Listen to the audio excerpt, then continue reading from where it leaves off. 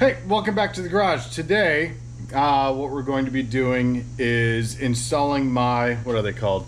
Ron Morris Performance Adjustable Motor Mounts for small block Fords.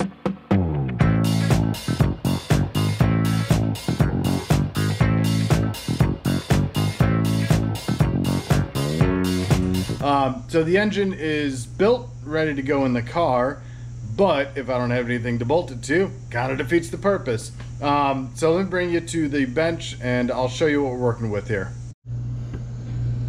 Here you have it. This is one side. Everything comes packaged nicely. Each part is an individual package, and obviously the hardware is just kind of in a package together. So let me grab the instructions here. So this is the instruction manual, or instruction guide, I apologize. Part number 6110, adjustable motor mounts for small block Fords. The reason I got this, oh, and by the way, this fits 64 to 70 Mustangs and 67 to 70 Cougars. But the reason that I bought adjustable motor mounts, I don't know what the heck has gone on with my car in the subsequent or prior. I don't know what's happened in the last 60 odd years, 50 odd years.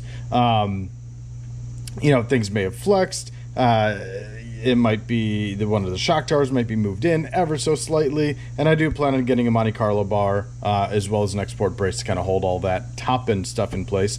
But I figure a little bit of adjustability with the engine probably can't hurt, and then potentially I could actually move my engine back, right, a little bit, to get a little bit less weight over the front wheels, but to be determined. I need to see what that actually looks like, because that's a lot more complex than just shifting it back. Steering gets in the way and a whole bunch of other stuff. But anyway, so far so good. This looks like a high quality piece of kit here. Everything is supplied, right? They're all these are grade 5, which I guess is sufficient.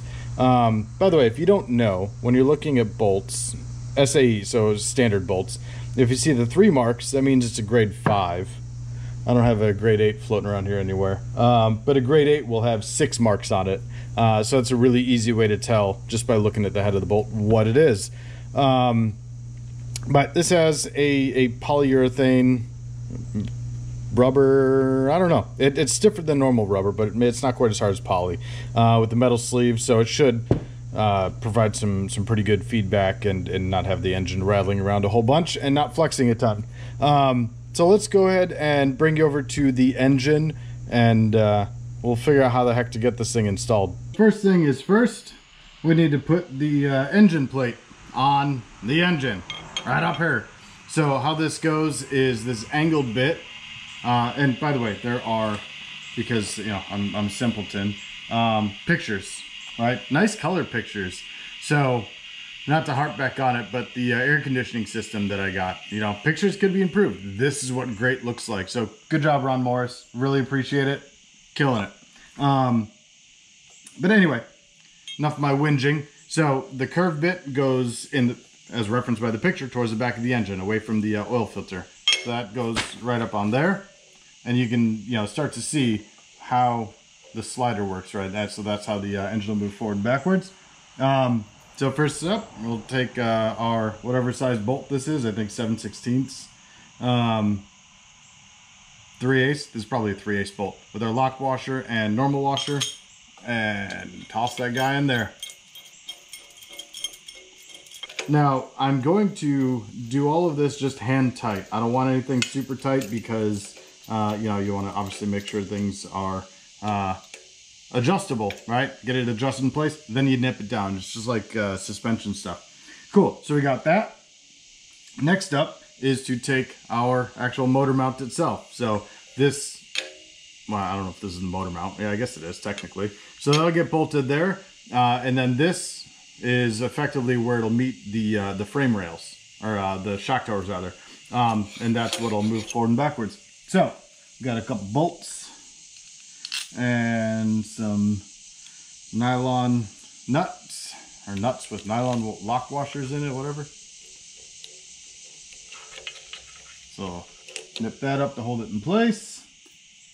Toss this guy All right, and here.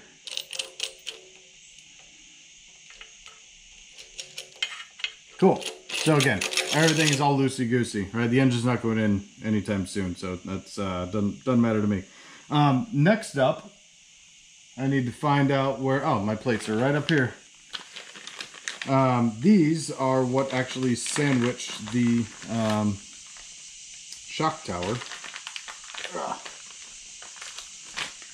So, these guys right here. And how they go is in the car, right? So bolt them actually in the car. And then this will slip right in and get that bolted, and that's how you can move it left or right. Or I can loosely bolt it here and just kind of hold it in place and get everything prepped. Probably what I'm going to do for now, just so I don't lose any of the hardware and or forget how this goes together. I have instructions, so there's no reason I should forget, but you know, I've done dumber things in my life. So what I'm going to do is I will take this guy. And also there's a plate on the top of here to prevent any pull through for the nuts that I totally forgot to put on, so toss that on. But anyway, this goes right through there, right through there. This guy goes right here. And then nut. And this isn't rocket surgery here.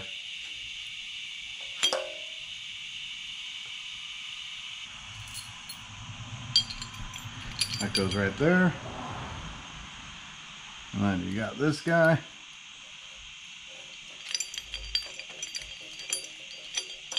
Let me toss this on here, and then we'll get this thing wrapped up. So I'll show you a little bit more completely what it looks like. Cool. So for those of you that have not done this before or worked on these cars before, there are 3 holes in the shock tower that the OEM mounts would go through, and that's what so on this you only use 2 bolts, I guess. So that goes through the shock towers, and this allows, right, you see it sliding in and out this way, that allows the engine to move left and right, and then this whole thing slides fore and aft, which allows the engine to slide fore and aft.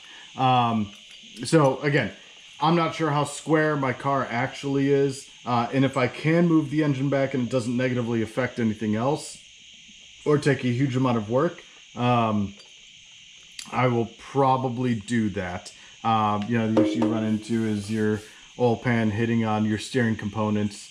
Obviously exhaust is always a concern with these cars because of how narrow the engine bay is. But that's it. I don't plan on painting these. You know, you won't be able to really see them, and you know, if they get a little surface rust on them, I'm not overly concerned. Maybe I should be, because the rest of the engine actually looks really good.